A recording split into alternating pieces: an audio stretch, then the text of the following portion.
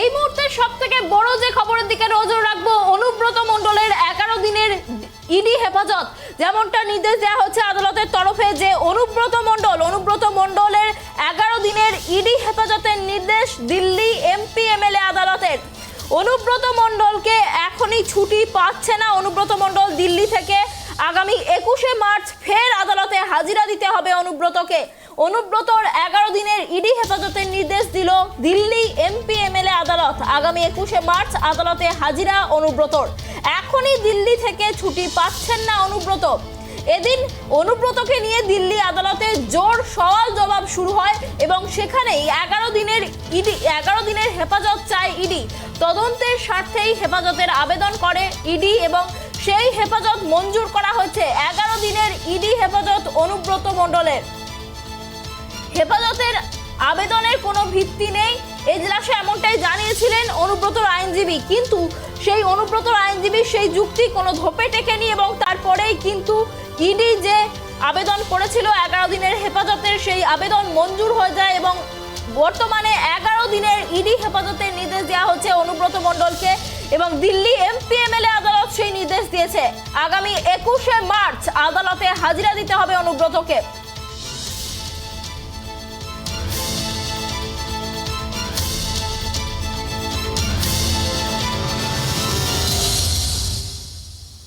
এই বিষয়ে আরো বিস্তারিত কথা বলবো। নিউজ রুম থেকে রয়েছেন আমাদের প্রতিনিধি গৌতম।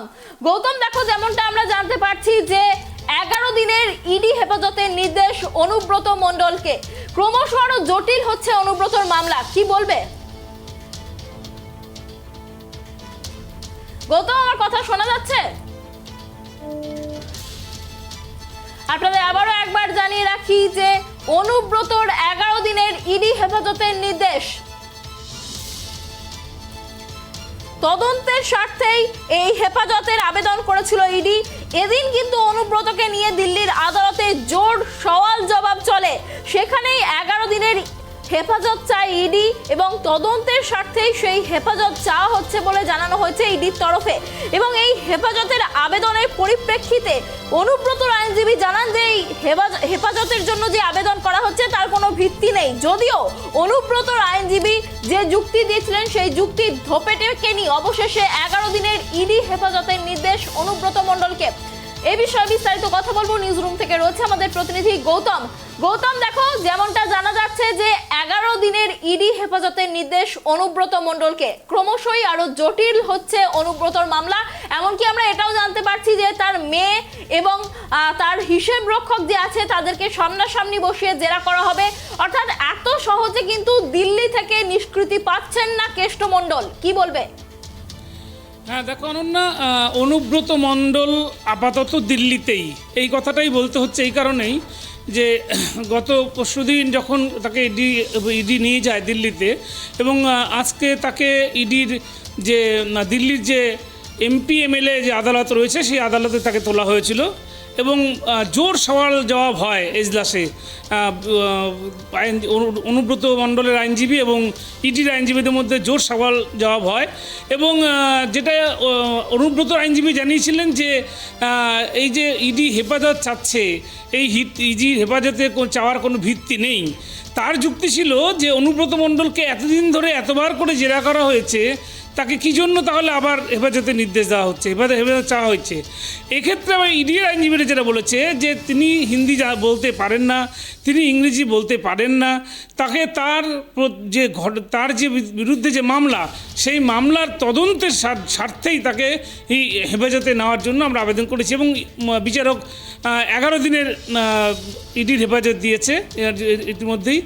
আর আগামী 21শে মার্চ আবার তাকে আদালতে তোলা হবে, এই MP-MLA আদালতে দিল্লি, সেখানে তোলা হবে। ইতিমধ্যে কিন্তু ইডি ইতিমধ্যেই সুকন্যা মণ্ডল অর্থাৎ অনুব্রত মণ্ডলের কন্যা সুকন্যা মণ্ডলকে তলব করেছে এবং আগামী সপ্তাহে তাকে ইডি সাথে তার দেখা করতে হবে। যেটা বিশেষ ইডি সূত্রে যেটা জানা যাচ্ছে যে খুব সম্ভবত আগামী সপ্তাহেই ইডি অনুব্রত এবং তার মেয়ে সুকন্যা এই দুজনকে মুখোমুখি বসিয়ে জেরা করতে পারে।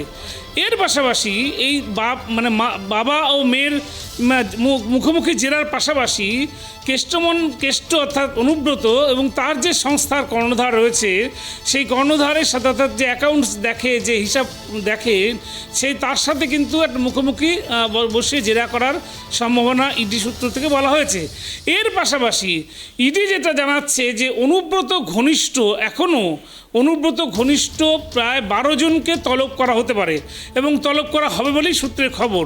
শুধু তাই নয়, ইডি অনুব্রতর যে দেহরক্ষী আরও রয়েছেন সেই দেহরক্ষীকেও কিন্তু তলব করা হতে পারে।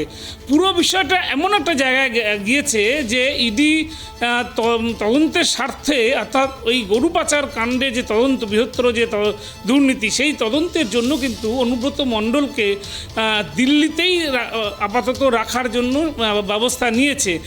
সেই হিসাব মতো বলা হচ্ছে যে দিল্লি থেকে অনুব্রতর কিন্তু এই মুহূর্তে আর ফেরার কোনো সম্ভাবনা দেখা যাচ্ছে না। এবং যেটা দেখা যাচ্ছে যে এরপরে অনুব্রত মণ্ডলের কন্যা অর্থাৎ সুকন্যা মণ্ডলকে যদি জিজ্ঞাসাবাদ করে এবং যদি মুখোমুখি জেরা করে, এমনটাও হতে পারে তাকেও হেফাজতে নিতে পারে। ইডি সূত্রের খবর, এমনটাই খবর যে অনুব্রত ঘনিষ্ঠ 12 জন এবং অনুব্রত যে হিসাব পরীক্ষক, হিসাব দেখেনি তিনি, এবং অনুব্রতর কন্যা সুকন্যা মণ্ডল সকলকে কিন্তু ইডি দিল্লিতে তলব করেছে। এবং এই ঘটনায় এটাই জানান দিচ্ছে যে আপাতত কেষ্ট দিল্লিতেই থাকছে। অনন্যা, একদমই তুমি যেমনটা বললে যে অনুব্রতর কন্যা সুকন্যা মণ্ডল, পাশাপাশি তার হিসেব রক্ষক এবং অনুব্রত ঘনিষ্ঠ আরো 12 জনকে তলব করেছে ইডি এবং তাদের মুখোমুখি বসিয়ে জেরা করা হবে। যেটা বীরভূমের বাঘ অনুব্রত মণ্ডলকে একসময় বলা হতো, সেই বাঘকে নিজেদের ডেরায় নিয়ে গিয়ে ইডি কি তার উপর আরো চাপ বাড়াতে চাইছে এই গরু পাচার মামলার শিকড়ে পৌঁছানোর জন্য? দেখো অনন্যা, তোমাকে একটা কথা বলি যে সেটা হচ্ছে যে বাংলায় থাকলে বা বাংলায় থেকে অনুব্রত মণ্ডলকে জেরা করে অনুব্রত মণ্ডলকে বাংলায় থাকা মানে অনুব্রত মণ্ডল রাজ্য সরকারের হেফাজতে থাকা, মানে রাজ্যে যে সংশোধনাগুলো রাজ্যে থাকলেই অনুব্রত প্রভাবশালী। হ্যাঁ, সেক্ষেত্রে তাকে কিন্তু যদি রাজ্যের বাইরে দিল্লিতে নিয়ে যাওয়া হলো, অর্থাৎ সেখানে বাংলার কোনো নেতা বা মন্ত্রী তার কোনো প্রভাব থাকবে না, তার রাজনৈতিক কোনো প্রভাব সেখানে খাটবে না, সেখানে শুধুমাত্র ইডির হেফাজতে থাকবে এবং ইডি তাকে জেরা করবে। এর ফলে ইডি তাকে নানানভাবে চাপ দিয়ে নানানভাবে জেরা করে ওই যে গরু পাচার কাণ্ডের যে মূল অভিযুক্ত যারা রয়েছে, আরও কারা জড়িত রয়েছে, সেই নামগুলো উঠে আসবে। এবং তুমি জানো যে এই রাজ্যে থাকাকালীন কিন্তু অনুব্রতর কাছ থেকে বিশেষ কিছু জানতে পারেনি ইডি, শুধুমাত্র সাইকেলকেই গ্রেপ্তার করা হয়েছিল, তাছাড়া সেভাবে কিছু জানতে পারেনি। কিন্তু তুমি জানো ইতিমধ্যেই 30 কোটি 20 কোটির যে হিসাবগুলো রয়েছে সেই হিসাবগুলো নিয়ে কিন্তু জেরা শুরু করে দিয়েছে দিল্লিতে নিয়ে গিয়েই।